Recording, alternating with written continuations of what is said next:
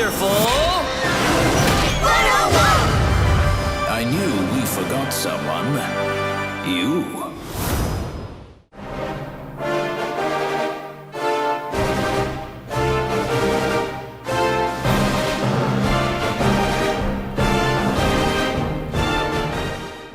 Oh man, where to begin talking about the wonderful 101? Now this is a game I've been excited for ever since it was initially revealed. E3 2012 was a pretty lackluster year for Nintendo, I think we all know this, but they did show off a pretty interesting looking game afterwards called Project P100 from Platinum Games. It looked just like the type of colorful and quirky game that the Wii typically had going for it, so I was excited that the Wii U seemed like it was going to follow suit. And then it just seemed to look better and better as time went on, and now that the game is in my hands and it's completed, the first thing to come to my mind is just, wow.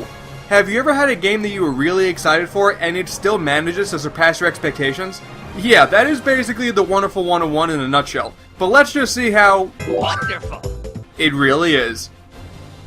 So basically the story is about these space invaders, the Geth Jerk, invading Earth, and the only crew possible to fight them back is the wonderful 100. And that's ultimately the entire plot, but boy, if I were to go into everything on your pathway from point A to saving Earth, we would be here all day. Just know that it's a fast-paced, high-intensity, and quite frankly, often ridiculous story that'll keep you enthralled the entire way. It's pretty representative of the game as a whole now that I think about it. So the group of the wonderful 100 is filled with a bunch of heroes mastering a plethora of different weapons, with a few main characters being at the helm. And man, these characters are a real shining highlight of the game. There are 7 main wonderful ones, each one sporting a different color and weapon, but really, only 4 of them are really considered top tier.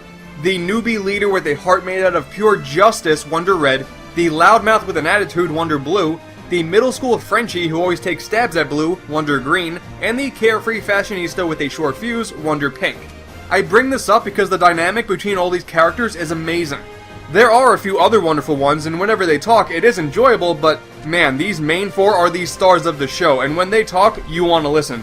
Ah, there is the blue I have missed. Every insult and opportunity to further taunt your opponent. Stick a tube in it, foie gras. My only real issue with the story is that there's a heavy emphasis on this kid Luca, a kid who claims to hate the superhero group, but tags along anyway. Whatever, he's a little snot when you first meet him, and he's a little snot by the time the credits roll. Thankfully, he is kind of easy to ignore, kinda, but man, he's just an obnoxious little snot through and through. I guess you could say he's a wonderful snot. I don't know why you would, but you can. So the gameplay comes down to a very simple point, and if you're familiar with Platinum Games, this comes to no surprise to you. Hey, you see those enemies over there? Go blow them up. That's basically it. And this time you do so by on the fly, morphing into those different weapons that you have in your arsenal and turning your enemies into scraps. And you do so by either drawing with the right analog stick or drawing on the gamepad screen. Though really using the screen ain't all that great, it's much more precise using the analog stick. Now that is the core concept, but holy crap, there is so much else going on that it's bound to drive you just crazy at the mere thought of it all. You can alter the size of your weapon by the size of the drawing that you make, which also depends on how many people you have in your group. You can have 3 Unite morphs created that can assist you during your fights. You have enemies that have weaknesses to specific weapons, and don't even get me started with all the special missions. One minute you're fighting on the ground, next thing you're fighting a giant robot while you're riding it, then you're shooting spiked balls at a giant cannon, and then you're fighting a giant lizard monster before playing baseball with another giant cannon, and it's just And the thing is, that's only the second level, and it only gets more and more crazy from there.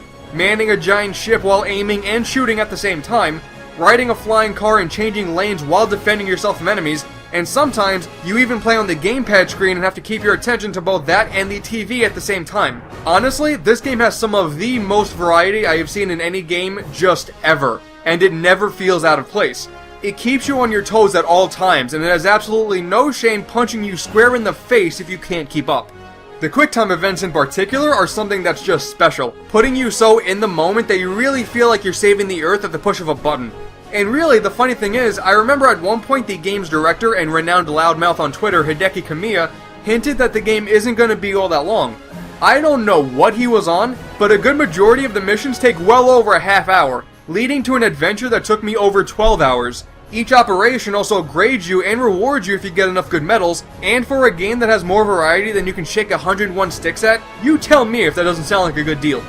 And if it's one thing this game also excels greatly at, it's the presentation, pretty much at every angle. The characters are all just so alive and animated, the designs for everything is just so colorful and vibrant, and the worlds are also just so massive, and it always feels like you're really a part of something that's a whole lot bigger. Each chapter also features a new theme, each one being incredibly diverse and filled with a ton of awesome set pieces. And the soundtrack is also just, it's fantastic. Every tune has a cinematic and grand epic feel to them that goes so well with the superhero theme. And this is the perfect segue to talk about my favorite part of the game, the boss fights. These fights with completely towering robotic beasts are just so climactic and epic, and each fight ends with a stellar musical piece with an amazing QuickTime event to finish it off. I cannot express enough how amazing these all were, but anyone who has played the game will attest to these boss fights being frickin' magical. So the Wonderful 101 pretty much has everything going for it, and it executes it all excellently. The one main issue though is that, man, this game can be totally overwhelming at times. It is very, very easy to get lost in all the madness and get hit from something that you didn't see coming. And then you have these enemies that just spring up on you and leave you clueless on the right way to take them down. This game boasts what's commonly known as quote-unquote old school or NES difficulty, aka, oh hey look, a moving platform, this seems safe. There are definitely parts that are designed to frustrate you with the hope that you'll have enough patience to find out for yourself how to get things done. Which does indeed lead to an awesome feeling of, well, Wonderful! And I will give the game that. Once I realized the right way to hammer these damn metal turtles, I felt awesome about it. But the lack of any real hints is definitely an issue. You know how a lot of people were saying that they were confused by playing the demo, which is just half of the first level? The rest of the game will put them into a complete shell shock. But really, that is the only negative I have with the game. Everything else is fantastic. And I haven't even mentioned yet that there's a ton of collectibles like figurines, extra superheroes that are mandatory members of your entourage, achievements that actually reward you with stuff when you complete them, multiple difficulty levels, and there's even 6 additional combat stages that offer the chance to play cooperatively with 5 players. Guys, I don't know if I made this clear yet, but this game is simply amazing. The only real issue with this entire review is that it's not a good game to watch someone else play. You really gotta get a feel for it yourself, so you kinda have to take my word on it. This is one of the most unique and fresh games in recent memory that you could play. There's amazing production values from an awesome art style to a drool-worthy soundtrack, and just a ton of content to sink your Unite hands into. And man, honestly, the game is almost worth playing for the last 2 hours alone, which are just, The Wonderful 101 totally lives up to the hype, offering an original and unforgettable gaming experience that Nintendo fans have been waiting for. Lego City Undercover? Pretty good. Pikmin 3? Pretty frickin' good. The Wonderful 101? Stellar. This is so far the best game on the Wii U as far as I'm concerned. So if you're on the fence about picking this one up, just trust me, go for it. Now frankly, all this talk about it makes me kinda wanna go back and play some more, so I'm gonna go do that. So anyways guys, hopefully you enjoyed the review, thanks for watching, and as always, I will unite. Catch you guys later. Sorry, I'm still in the moment, what can I say? Wonderful!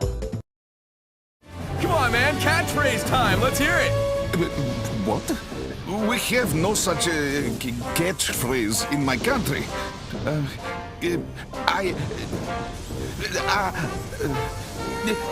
Нет, I have nothing.